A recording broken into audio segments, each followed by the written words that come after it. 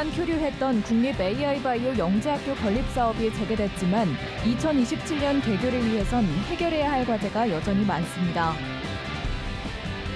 지역에서 독립예술영화를 보기 어려운 가운데 충주 시민들이 만든 작은 영화제가 20년째 이어지고 있습니다.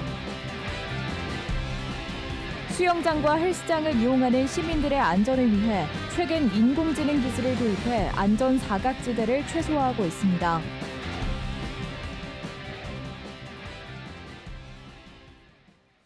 네, 시청자 여러분 안녕하십니까? 계속해서 MBC 뉴스투데이 충북입니다.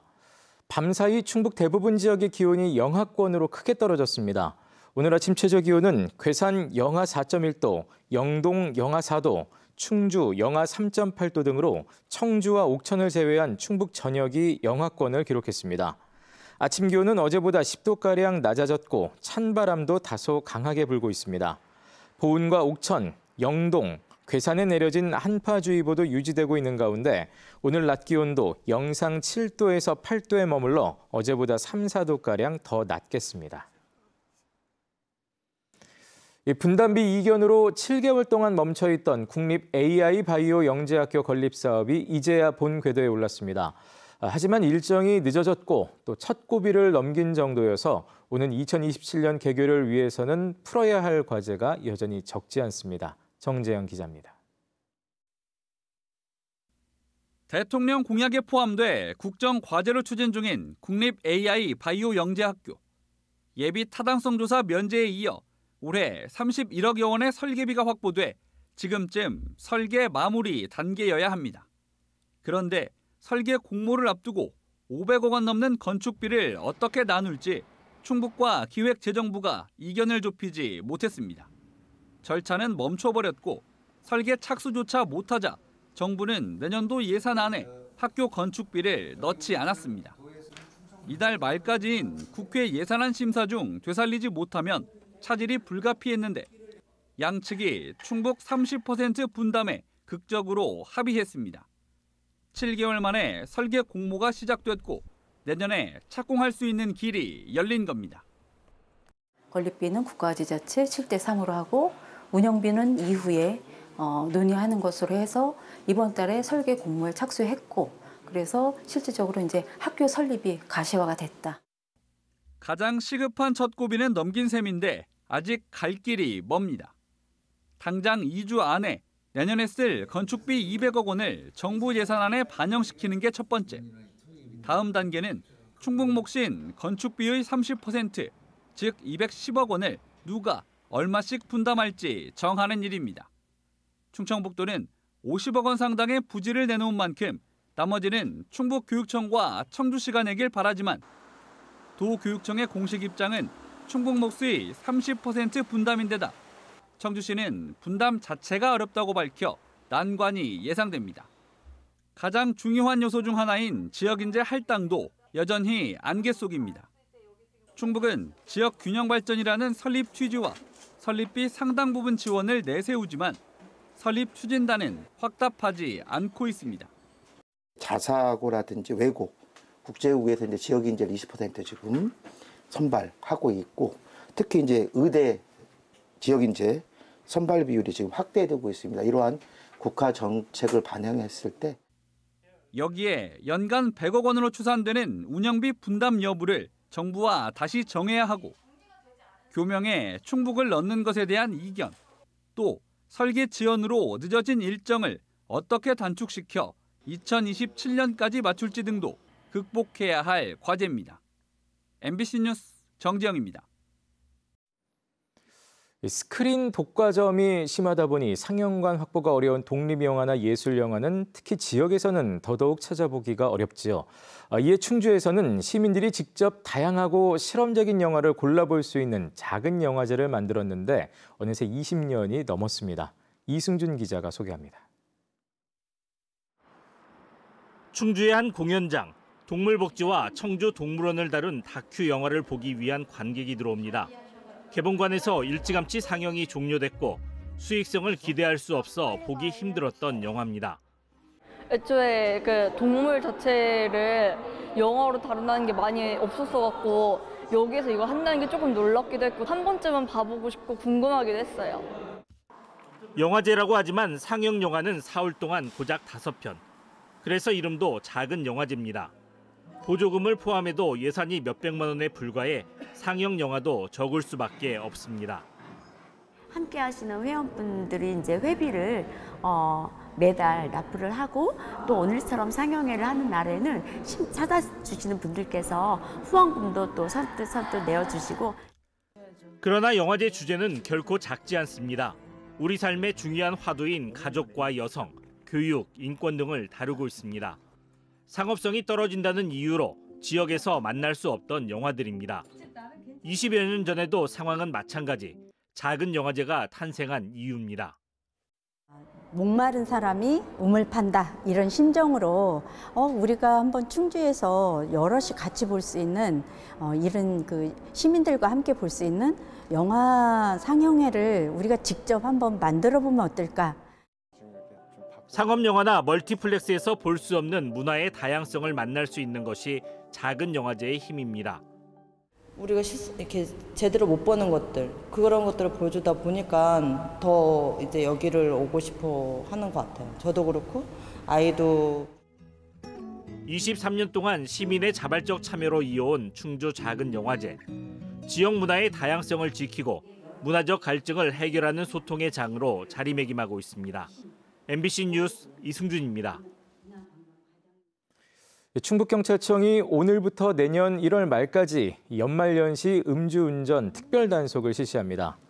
경찰은 유흥가 등 취약 지역을 중심으로 주야간 불시 단속을 벌이는 한편 기동대 등을 투입한 일제 단속도 병행할 계획입니다. 충북도 내 음주운전 교통사고는 최근 3년 동안 해마다 400건을 웃돌고 있습니다. 단양군이 벽지 초등학교로 전학 오는 학생 가정을 위해 저렴한 임대주택을 제공합니다. 단양군은 80억 원을 투입해 가평 초등학교 인근에 21세대 규모의 공공 임대주택을 짓고 어상천 초등학교 폐원 어린이집을 8세대 주택으로 리모델링할 계획입니다.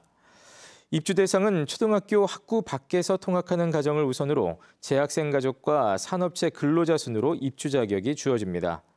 단양군은 임대주택을 통해 귀농이나 귀촌하는 가정의 주거 부담을 덜어줄 방침입니다.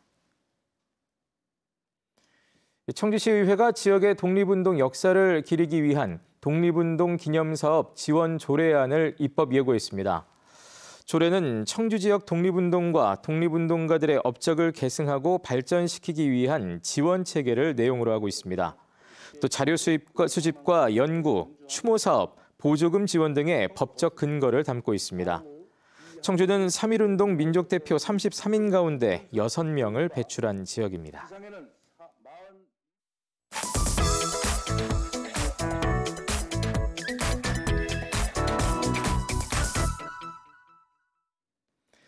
운동이나 일상생활 중에 갑자기 몸에 이상이 생기면 막상 대처가 쉽지 않죠. 다양한 연령층이 이용하는 정부 세종청사 수영장 또 헬스장에는 각종 인공지능 기술이 도입돼 안전 사각지대를 최소화하고 있습니다. 대전 MBC 김광현 기자가 보도합니다. 많은 사람들이 운동을 하고 있는 헬스장.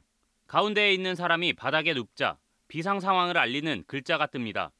인공지능이 CCTV 영상을 분석해 사람이 바닥에 쓰러진 후 일정 시간 동안 움직임이 없으면 위험을 인식해 알려주는 겁니다.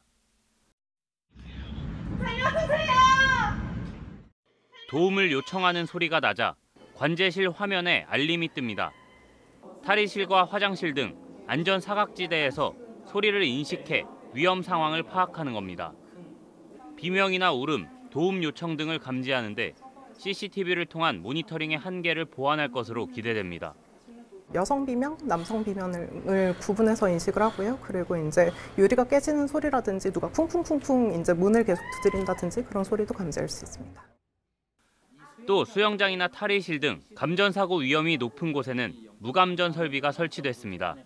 누전이나 침수 등 전기 고장이 발생해도 누설 전류를 5mA로 제한해 감전 사고를 막게 됩니다. 이 같은 시스템은 연간 출입 인구가 100만 명에 달하는 정부 세종청사 체육관에 설치되어 운영됩니다. 다양한 연령층이 함께 이용하는 체육시설의 경우에는 사각지대에 발생하는 안전사고 발생이 수시로 일어납니다. 안전사고 예방을 위해 인공지능 기반의 기술 활용을 통해서 행복청은 시범 운영 후 연말부터 본격 시행할 계획으로 보완을 통해 청산의 더 많은 곳으로 기술을 확대 적용할 계획입니다. MBC 뉴스 김광현입니다. 반려동물 인구가 늘면서 반려동물 동반 가능 식당도 늘고는 있지만 현행법상 동물의 식당 출입 허용은 불법이죠. 정부가 사회 변화에 맞춘다며 이 반려동물 동반 출입 음식점 시범 사업을 시작했는데 신청하는 식당이 극소수입니다. 전주 MBC 정자형 기자가 전해드립니다. 등록된 개와 고양이 등 반려동물 수가 9만 6천여 마리에 달하는 전북자치도 외식 때 반려동물을 동반할 경우 어떻게 하는지 물었습니다. 반려견 전용으로 되어 있는 카페들이 있는데 주로는 그런 데를 가요. 네. 전용 캐리어에 담아서 네. 네, 이렇게 얼굴까지 내놓지 않고. 인터넷에서도 반려동물 출입 가능을 안내해둔 식당을 쉽게 찾아볼 수 있고 식당들도 흔쾌히 안내하고 있습니다. 강아지랑 같이 가도 되나요? 아니, 가능해요. 바구니나 이런 거 다 그런 데 가지고 오세요. 잠깐 빼놔도 되나요, 의자에? 의자에 빼놓을 거면 방석 같은 거 가져오세요.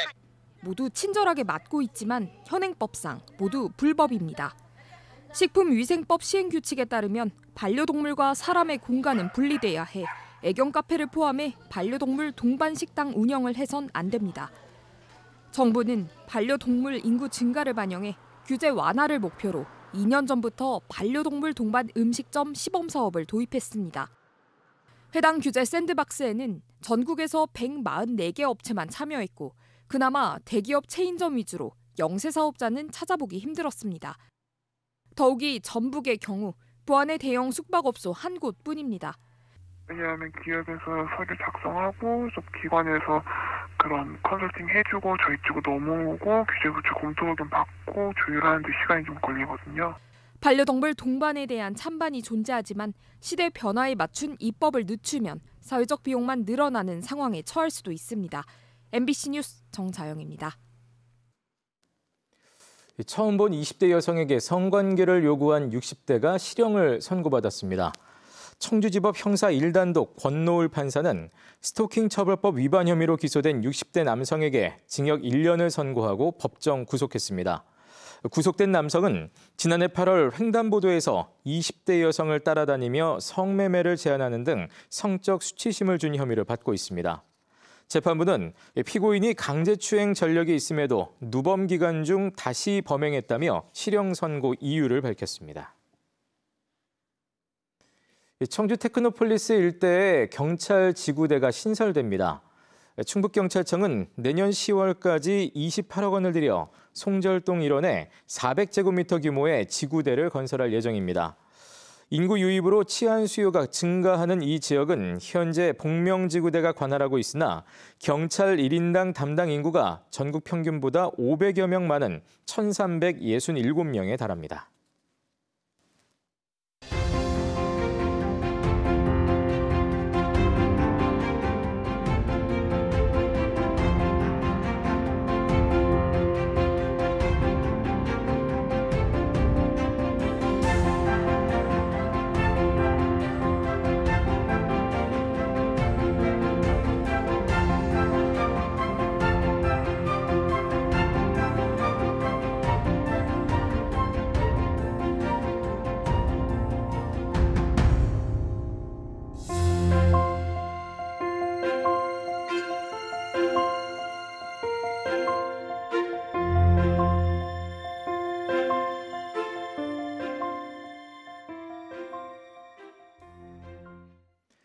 충청북도가 영동 중화사 지장시왕도를 지역 유형 문화유산으로 지정합니다. 통일신라시대에 건립된 영동 중화사의 지장시왕도는 조선 후기인 1690년 대웅전에 봉안하기 위해 그린 불화입니다. 이 불화는 지난 2013년 중화사 요사체 철거 과정에서 마룻바닥 아래에서 발견됐습니다. 지장시 왕도는 인물의 얼굴과 신체를 사실적으로 표현했고 상단의 하늘과 하늘꽃은 17, 18세기 양식을 보여주는 불교 미술 자료로 평가받고 있습니다. 지난해 7월 집중호우로 낙석이 발생한 보은군 내북면 지방도 575호선에 1년 만에 복구 공사가 시작됐습니다. 충청북도는 특별교부세 27억 원을 투입해 내년 11월 중순까지 공사를 마무리할 계획이라고 밝혔습니다. 이 도로는 지난해 8월 계단식 옹벽에서 낙석이 발생해 한쪽 차선만 통행이 허용되면서 주민들이 불편을 겪어왔습니다. 2027 하계 세계대학 경기대회를 앞두고 국제대학스포츠연맹의 실사가 마무리됐습니다. 지난 3일부터 15일 동안 대회 준비 상황을 점검한 실사단은 30개 경기장과 선수촌 시설을 둘러보고 경기장과 운영구역 배치 계획, 그리고 선수단 이동 동선 등을 세밀하게 점검했습니다. 또 현장 실사 후 국제대학스포츠연맹과 조직위, 종목별 협력관이 참가한 개별회의에서는 경기장 시설에 대한 기술적 보완 방안에 대해 논의도 있었습니다. 각 종목 기술위원장들은 보완할 사항이 있지만 대회까지 준비할 시간이 많고 조직위가 잘 대응할 것으로 평가했습니다. 단기 일자리가 필요한 구직자들을 기업과 연결해주고 인건비의 40%를 지원하는 충청북도의 도시근로자 지원 사업이 국무총리상을 받았습니다. 충북형 도시근로자 지원 사업은 행정안전부의 정부혁신 왕중왕전에서 본선에 진출한 13개의 우수 사례 중 7위 이하에게 주는 은상을 수상했습니다. 도시근로자는 하루 평균 4시간에서 6시간 사이의 일자리로 지난 6월 기준 300명이 참여해 81개 업체에서 일하고 있습니다. 영동군 와이너리 갈기산 포도농장과 부리농장이 대한민국 우리술 품평의 과실주 부문에서 각각 대상과 우수상을 수상했습니다. 네, 뉴스투데이 충북이었습니다. 시청해주신 여러분 고맙습니다.